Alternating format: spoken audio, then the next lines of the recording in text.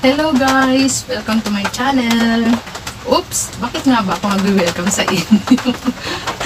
Anyway, nandito kasi ako para bumati ng isang tao. So, ayun. Narito ako muli sa inyong harapan dahil meron akong isusurpresa.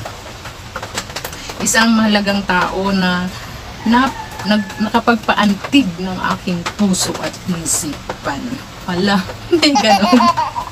Ayan, anyway, sinulat ko dito sa aking diary. Diary daw. Ang lahat ng sasabihin ko mula sa aking kaiputuran ng aking puso. Ayan. Sorry ha, kasi minsan nami-mental block ako sa mga sasabihin ko. Kaya sinulat ko na lang. Anyway, ito na yon. Binabati ko lang naman itong magandang babae na sabi nga ni Marley, mataray. So, sisilab, bawas-bawasan ang pagiging mataray ha. Sisilab. Pero ang totoo niyan, mabait po yan at napakabuti ng kanyang puso. Very devoted siya sa kanyang family. Di bali na siya ang magkasakit, wag lang ang mga mahal niya sa buhay. Pero hindi po iyon maganda sisilab. Siyempre, pagdating sa health, dapat ikaw din. Lagi kang mag-iingat. Be careful sa iyong mga pupuntahan.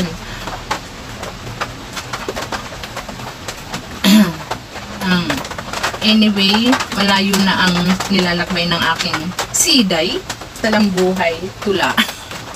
Whatever, kasi sinadya ko talaga ito para sa isang premiere, Sisilab. Ayan, Sisilab, thank you so much for the love. For being kind, for being friend of us na may gininto ang puso. Napaka-generous mong tao. Ayokong umiyak kasi gusto ko ikaw paiiyakin ko. Alam mo nung ginawa ko tong message para sa iyo, halos isang balde na luha. Nasayang ko, yan. Hindi ko inaasahan yung mga give and gift mo sa akin. Na kahit masungit ka, mataray ka, meron kang gininto ang puso. Kung tutusin nga, for me, I'm not belong to the group. Kasi nahiya talaga ako, especially you, Sisilab. Alam mo ba, noong una akong pumasok sa channel mo, I observe you, sabi ko, wow, she looks like mataray. But deep inside of your inner beauty, nang makasama kita, you're one of a kind person, napakahalagahan. So yun ang true color ni Mind's Tulips, guys. Yung mga hindi nakakakilala sa kanya. God-fearing, very loving sa mga taong malapit sa kanya, especially her family and friends. Maalaga at malalahan yun. Yan si Sisilab. Very strong ang kanyang mind.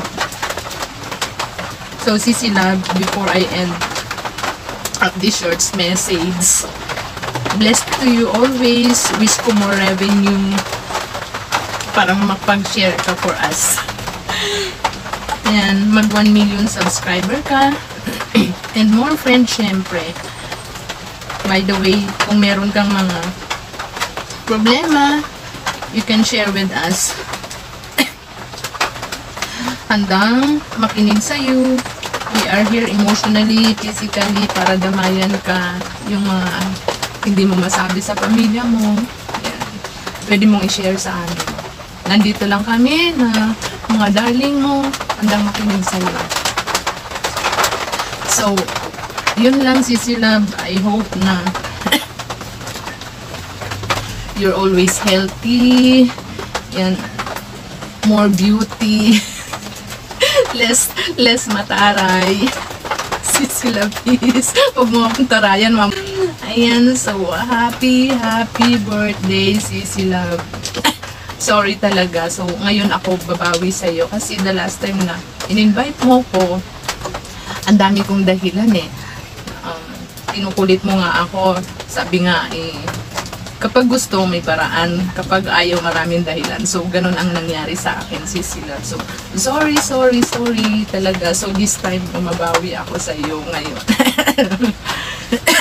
What are friends for? Just call my name. I'll be there.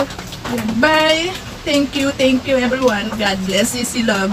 Love you more.